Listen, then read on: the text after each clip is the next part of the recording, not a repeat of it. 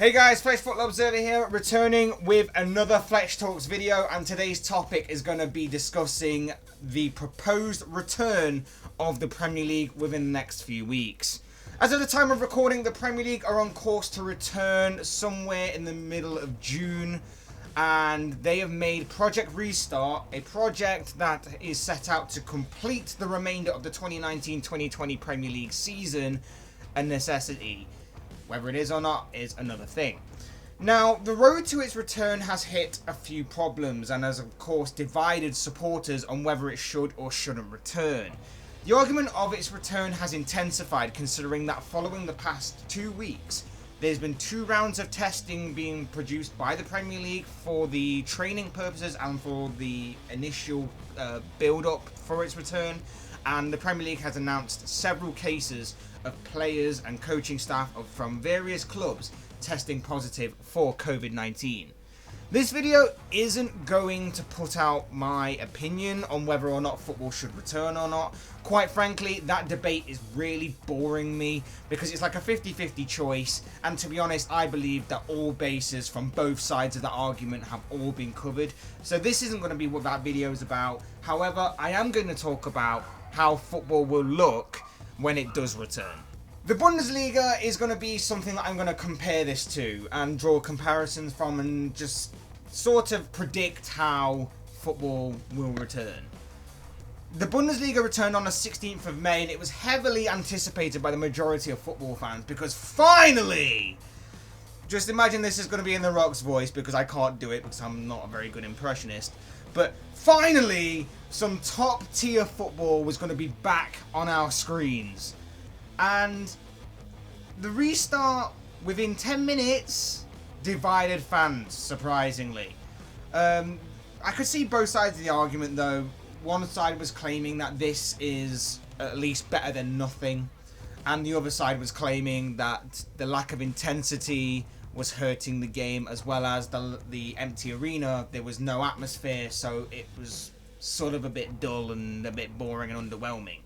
And like I said, I can see both sides of the argument. I personally think that empty arenas and empty stadiums are hurting the overall spectacle of the sport, but it isn't hurting the substance, which ultimately comes down to the players. The overall substance is what you're seeing on the pitch. It's the entertainment value. It's all seeing like these kinds of incredible players that the Bundesliga has to offer. So you can't take that away. They're all working very hard to sort of make the best of a bad situation and put on some entertainment and some morale boosting for football fans and Germans.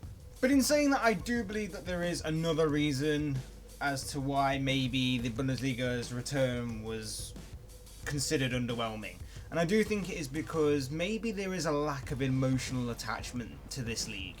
Speaking of myself, I cast my eye very casually over the Bundesliga from time to time, mainly to occasionally watch a team with a particular player, such as like Kai Havertz, Jadon Sancho, Timo Werner, Dayot Upamecano, them kind of players who are considered to be the future of football and maybe have a big following in Germany and have possibly been linked with a move to Liverpool or to a move elsewhere. So that's kind of why I also do it, and I also watch it for Borussia Dortmund versus Bayern Munich, arguably the biggest game in German football.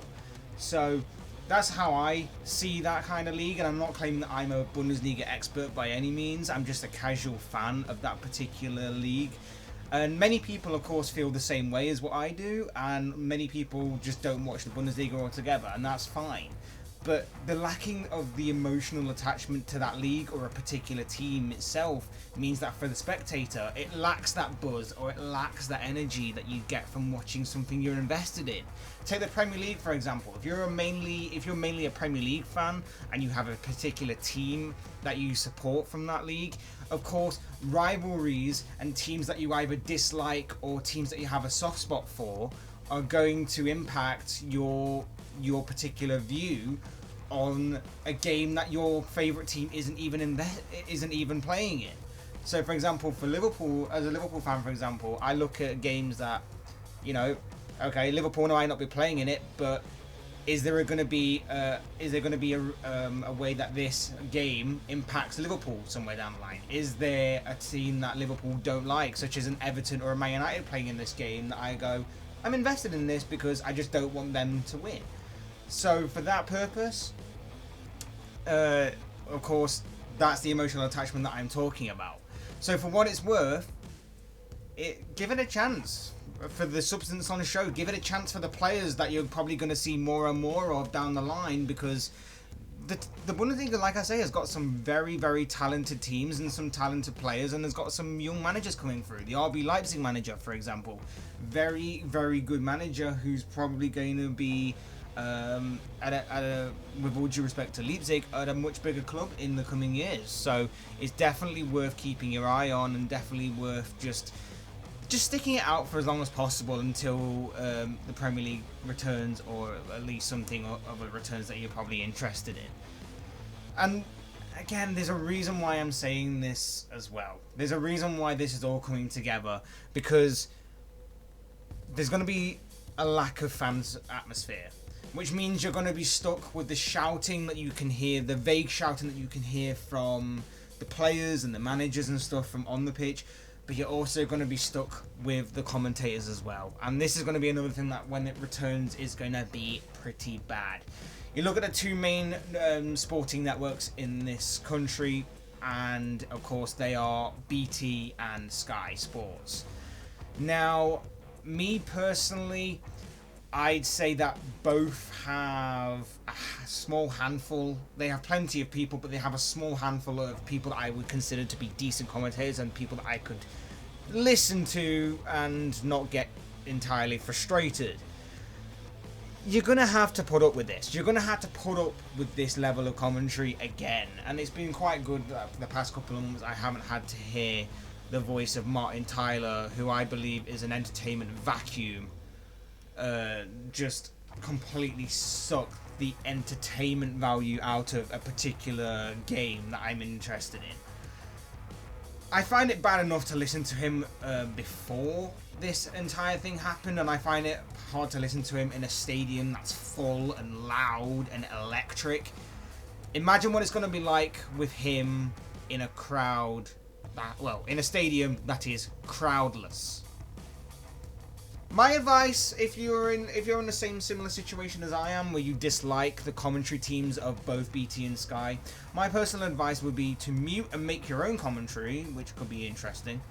Or just have music on in the background, which, to be fair, having music on in the background is probably something that I would probably advise. Just have something on the line.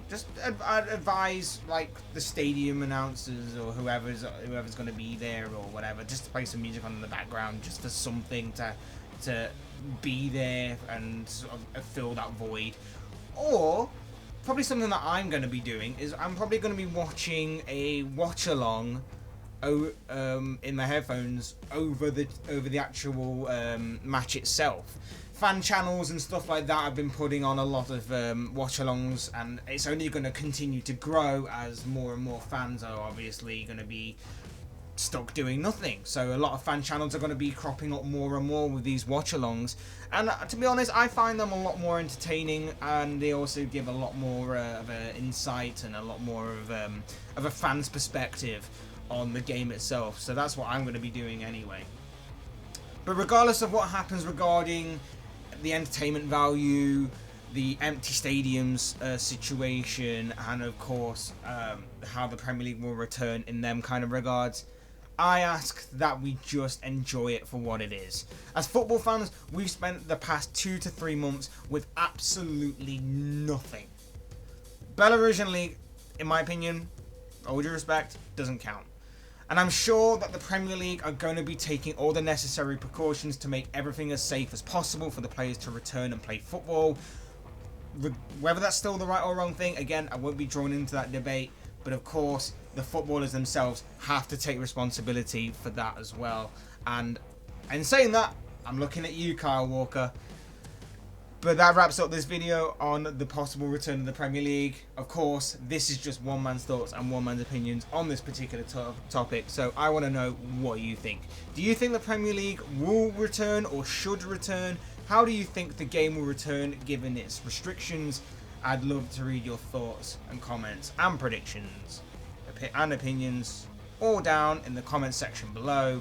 Otherwise, hit that like button on the way up if you enjoyed the video. Subscribe if you're new or want to see more content like this. Both things would be greatly appreciated. And of course, thank you all for watching and listening. I've been Fletch. This has been another Fletch Talks video. And I will speak with you all again soon in another video.